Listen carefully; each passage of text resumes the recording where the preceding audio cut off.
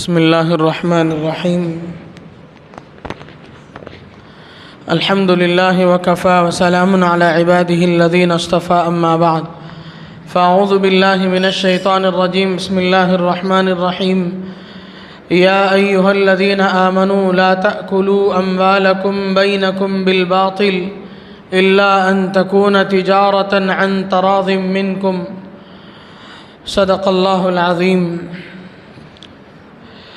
محترم بزرگوں، دوستو، اللہ کا فضل اور اس کا کرم ہے کہ اللہ تبارک و تعالیٰ نے مجھے اور آپ کو قرآن کریم کا ایک چھٹا حصہ آج کلام پاک میں سننے اور اسے ختم کرنے کا موقع عطا فرمایا. اللہ تعالیٰ سے دعا ہے کہ اللہ تعالیٰ بقیہ پانچوں حصے بھی بعافیت تکمیل تک پہنچائے. بزرگان محترم، آج سورہ نساء کی ایک آیت پڑھی گئی جو میں نے آپ کے سامنے تلاوت کی ہے، جس میں اللہ رب العزت فرماتے ہیں: یا ایھا الذین آمنوا، اے ایمان والو، لا تأکلوا اموالکم بینکم بالباطل، تم اپنے مالوں کو آپس میں ناحق مت کھاؤ، الا ان تکون تجارۃ عن تراض منکم، ہاں مگر یہ کہ تم آپسی رضامندی سے تجارت کے ذریعے سے ایک دوسرے کا مال کھاؤ. اس آیت میں اللہ تبارک و تعالی یہ فرمانا چاہتے ہیں کہ کسی آدمی کا مال دوسرے آدمی کو ناحق کھانے کی اجازت نہیں ہے، بلکہ مفسرین نے یہاں تک کہا ہے کہ اس میں اللہ تبارک و تعالیٰ نے خود اپنے مال کو بھی ناحق کھانے سے اللہ نے منع فرمایا. اپنے مال کو ناحق کھانے کا مطلب یہ ہے کہ آدمی اپنا مال بھی بے دریغ خرچ نہ کرے، اسراف نہ کرے، فضول خرچی نہ کرے، بیجا اخراجات نہ کرے، بیجا اخراجات سے اپنے آپ کو روکے رکھے. تو اللہ کے نبی اللہ تبارک و تعالیٰ نے ایک چیز کی اجازت دی، آپس میں ایک دوسرے کا مال کھانا چاہو تو تجارت کے ذریعے سے کھاؤ، یعنی الا ان تکون تجارۃ عن تراض منکم، اور آپسی رضامندی ہو. تجارت کہتے ہیں عربی میں، شریعت میں تجارت کہتے ہیں مبادلۃ المال بالمال بالتراضی بینہما، آپسی رضامندی سے لوگوں کا آپس میں مال کا تبادلہ کرنا. آپ ایک مال دے رہے ہیں، دوسرا مال دوسرے سے خرید رہے ہیں، لیکن اس شرط کے ساتھ کہ دونوں اس پر راضی ہوں، ایک کی ناراضگی نہ ہو. آپ کسی سے مال خرید رہے ہیں، آپ کوئی گلی میں سبزی بیچنے والی آئی، اس سے سبزی خرید رہے ہیں. عام طور سے کیا ہوتا ہے، بڑے بڑے شاپنگ مال میں جاتے ہیں، بڑے بڑے ہوٹلوں میں جاتے ہیں، کھانا کھاتے ہیں، بڑے شاپنگ مال میں شاپنگ کرتے ہیں، جو دام لکھا رہتا ہے دے کے آتے ہیں. بڑے ہوٹلوں میں کھاتے ہیں، جو ملازم وہاں ویٹر ہے اسے خود اس کی ملازمت تو ملتی ہی ہے، کھانے کے بعد اضافی رقم اس کے ہاتھ میں بھی تھما کے آتے ہیں، لیکن وہ اچھی موٹی رقم وہاں وصول کر رہا ہوتا ہے. جو اللہ کے بندے بندیاں سر میں اپنے سروں میں ٹوکرا لے کر کے گلیوں میں گھوم کر آپ کے گھروں تک پہنچتے ہیں، ان کے ساتھ ہمارا یہ رویہ ہوتا ہے کہ ان کو آخر حد تک ان سے مول گرا کر لینے کی ہم کوشش کرتے ہیں. قرآن کہتا ہے کہ کسی کے مال کو اس کی رضامندی کے بغیر تم استعمال کرو، یہ جائز ہی نہیں ہے.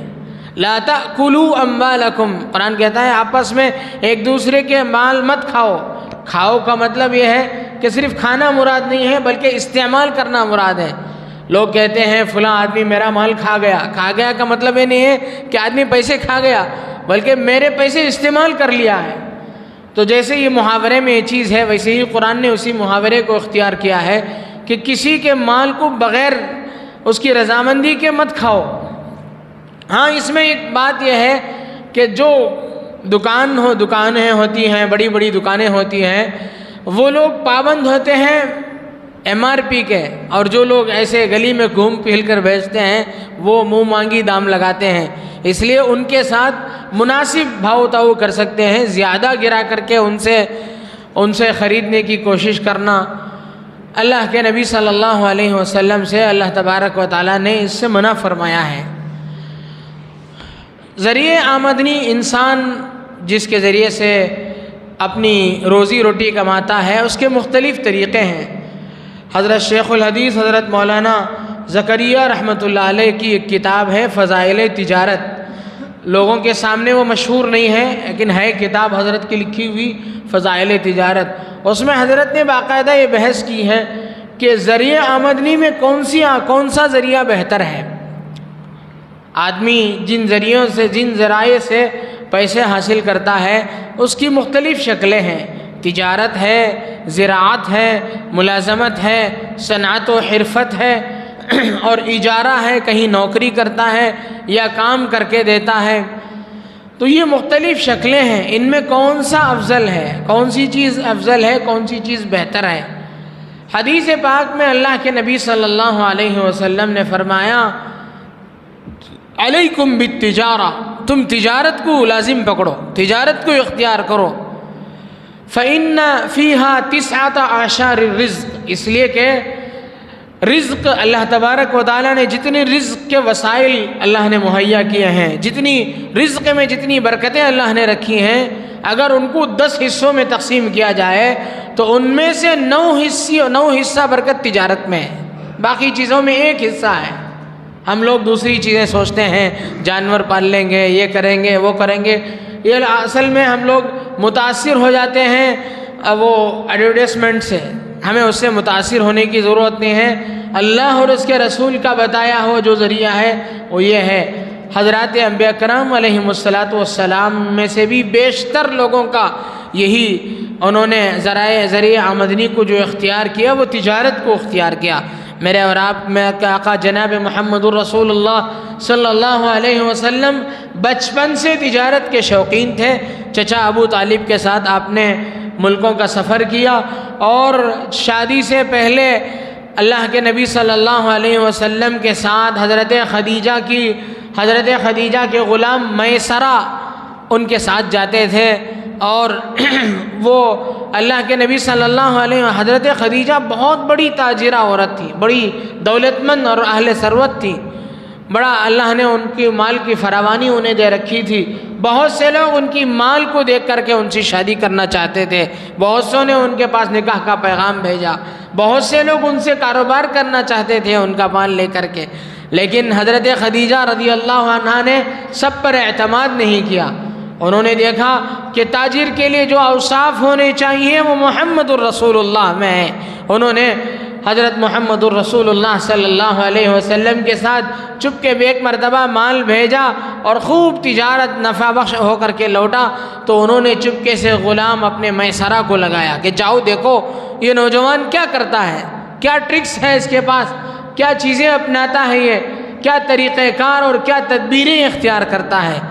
اور انہوں نے جو دیکھا کہ اللہ کے نبی صلی اللہ علیہ وسلم سچے ہیں، آپ تو صادق اور امین مشہور ہیں۔ اللہ رب العزت نے، اللہ کے نبی صلی اللہ علیہ وسلم نے فرمایا کہ سچائی اور امانت داری اگر یہ 2 اوصاف کسی تاجر میں ہیں تو اس کے لیے بہت ساری خوشخبریاں ہیں، ان میں سے 2 بڑی خوشخبری یہ ہے۔ پہلی حدیث میں اللہ کے نبی صلی اللہ علیہ وسلم نے فرمایا التاجر الصدوق الامین مع النبیین والشہداء والصالحین، جو تاجر سچا ہوگا، امانت دار ہوگا، اللہ تعالیٰ قیامت کے دن اس کا حشر انبیاء کے ساتھ، شہداء کے ساتھ، نیک لوگوں کے ساتھ کریں گے۔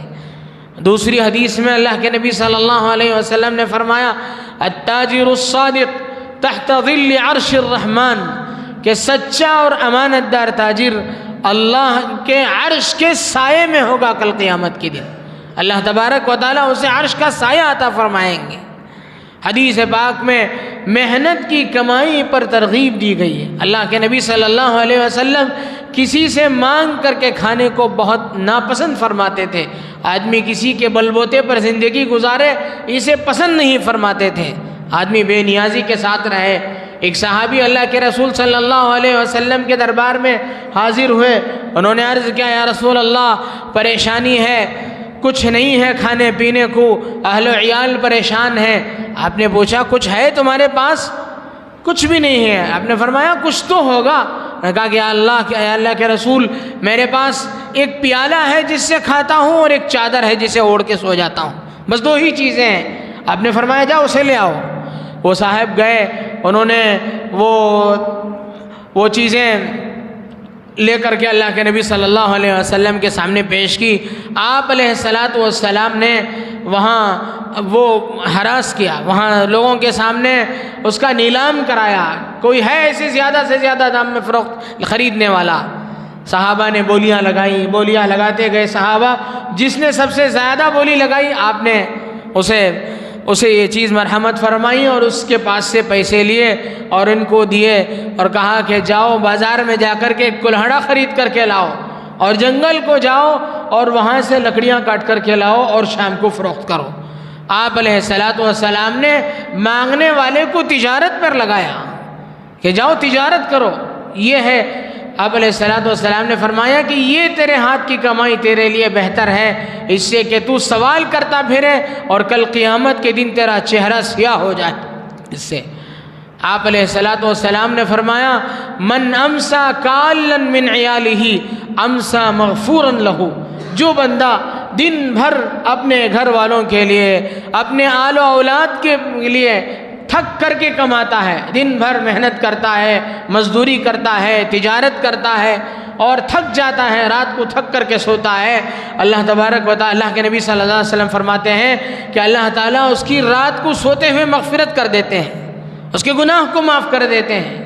آدمی سوچتا ہے کہ میں گھر والوں کے لیے کما رہا ہوں، لیکن حدیث یہ کہتی ہے کہ وہ بخشایا اٹھتا ہے صبح کو، اللہ تبارک و تعالیٰ رات کو اسے معاف فرما دیتے ہیں۔ جو بندہ اپنے گھر والوں کے لیے تھکتا ہے، کمائی میں تھکتا ہے، تو اللہ کے نبی صلی اللہ علیہ وسلم نے بڑی ترغیبات فرمائی۔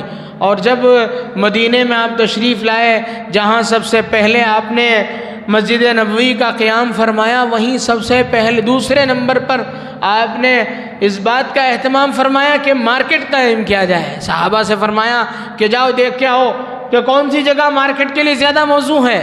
صحابہ گئے، انہوں نے دیکھا اور کوئی جگہ کی کسی جگہ کی تجویز لے کر کے آپ علیہ الصلاۃ والسلام کے دربار میں حاضر ہوئے، تو آپ نے کہا کہ یہ جگہ میرے لیے مناسب موضوع نہیں معلوم ہوتی ہے، میں خود جاؤں گا، میں خود دیکھوں گا۔ پھر آپ نے وہاں پہنچ کر کے علاقے میں پہنچ کر کے جائزہ لیا اور جو علاقہ تجارت کے لیے بہت مناسب ہوگا اسے تجویز فرمایا اور اس کا نام اسواق مدینہ رکھا۔ مورخین کہتے ہیں کہ آج بھی مدینے میں بازار جس مارکیٹ جن علاقوں میں ہے، وہ علاقہ غالباً اسی کے قریب یا وہی حصہ ہے جس میں اللہ کے نبی صلی اللہ علیہ وسلم نے مارکیٹ قائم فرمایا تھا۔ اسی لیے آپ علیہ الصلاۃ والسلام نے فرمایا طلب کسب الحلال فریضۃ بعد الفریضہ، حلال روزی کو طلب کرنا فرض چیزوں کے بعد کا دوسرے نمبر کا، دوسرے درجے کا فریضہ ہے۔ اور دوسری حدیث میں فرمایا کہ واجب ہے، ضروری ہے، لازم ہے کہ آدمی حلال کمائی کمائے۔ کچھ اوصاف آپ علیہ الصلاۃ والسلام نے ارشاد فرمائے، کچھ بشارتیں تو یہ سنائی اور کچھ اوصاف بیان فرمائے کہ یہ اوصاف تاجر کے اندر ہونی چاہیے۔ آپ علیہ الصلاۃ والسلام نے فرمایا کہ 4 اوصاف جس تاجر کے اندر ہوں گے اللہ تبارک و تعالیٰ اس میں برکت عطا فرمائیں گے، اللہ تعالیٰ اسے بڑی پریشانیوں سے حفاظت فرمائیں گے۔ 4 چیزیں کیا ہیں کہ آدمی تجارت کرتے کوئی چیز خریدتے ہوئے چیز کی برائی نہ کرے، اپنی چیز بیچتے ہوئے چیز کی تعریف نہ کرے، اور بیچنے اور بیچے جانے والی چیز میں عیب چھپا کر نہ بیچے، اور چوتھے نمبر پر ارشاد فرمایا کہ اپنی چیز کو بیچتے ہوئے قسم نہ کھائے۔ عربوں میں یہ رواج تھا کہ لوگ قسمیں کھا کر کے اپنا مال فروخت کرتے تھے، آپ علیہ الصلاۃ والسلام نے اس سے منع فرمایا۔ اور آپ علیہ الصلاۃ والسلام ایک مرتبہ مارکیٹ میں تشریف لے گئے، آپ نے دیکھا کہ مارکیٹ میں آپ داخل ہوتے تھے، جاتے تھے، جائزہ لیتے تھے۔ ایک مرتبہ آپ مارکیٹ میں تشریف لے گئے کہ ایک صاحب گیہوں فروخت کر رہے ہیں، ایک بڑا ڈھیر ہے۔ آپ نے اس گیہوں کے ڈھیر میں اندر ہاتھ داخل فرمایا، دیکھا تو اندر گیلا گیہوں ہے، اوپر سوکھا ہے۔ آپ نے ناراضگی اور برہمی کا اظہار فرمایا، یہ کیا ہے؟ صحابی رسول نے کہا کہ یا رسول اللہ کل بارش ہوئی تھی، برسات ہوئی، پانی پڑا، اوپر کا حصہ ہوا لگنے کی وجہ سے سوکھ گیا، ظاہر بات ہے ایسا ہی ہوا ہوگا، لیکن آپ نے فرمایا کہ اسے اوپر کیوں نہیں کر دیا؟ جو گیہوں گیلا ہوتا ہے وہ زیادہ وزنی ہوگا، اور خریدنے والا سوچے گا دیکھتے ہوئے اور دیکھ کر کے خریدے گا۔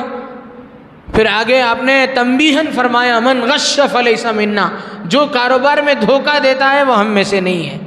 آپ علیہ الصلوۃ والسلام نے سختی سے یہ جملہ ارشاد فرمایا کہ جو کاروبار میں دھوکہ دے گا وہ ہم میں سے نہیں ہے۔ حضرات اکابرین اور اسلاف اس کا بہت اہتمام کرتے تھے۔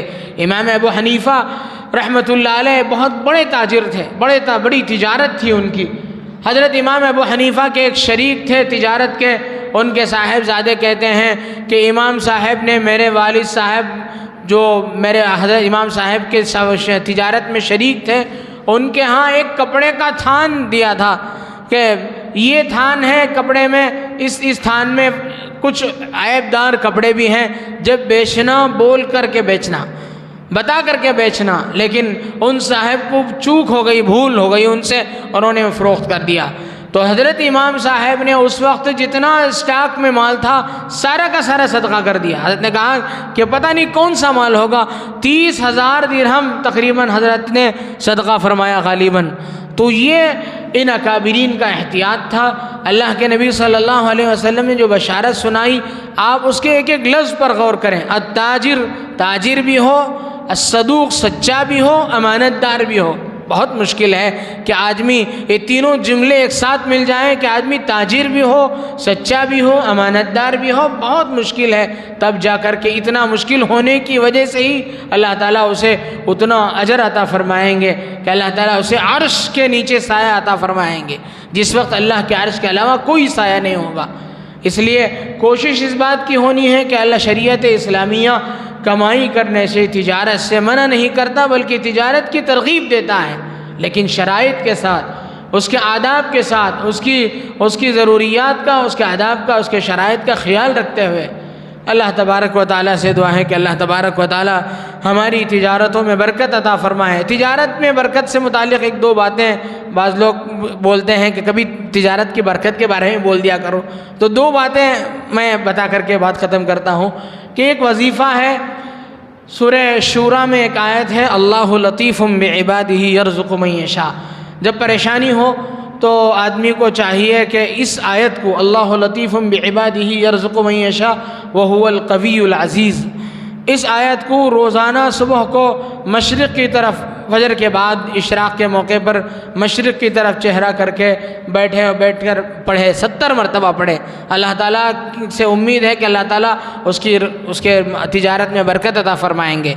دوسری ایک آیت ہے وَلَقَدْ مَكَّنَّاكُمْ فِي الْأَرْضِ وَجَعَلْنَا لَكُمْ فِيهَا مَعَائِشَ قَلِيلًا مَا تَشْكُرُونَ۔ اس آیت کو کسی اللہ والے سے جمعے کے بعد لکھوا کر کے، جمعے کی نماز کے بعد لکھوا کر کے اپنی جو الماری وغیرہ ہے تجارت کی اس میں رکھے۔ یہ کتابوں میں لکھا ہے، یہ سب چیزیں لکھی ہیں، اور تجربے سے بھی یہ بات ثابت ہے، اس لیے اس کی کوشش کریں۔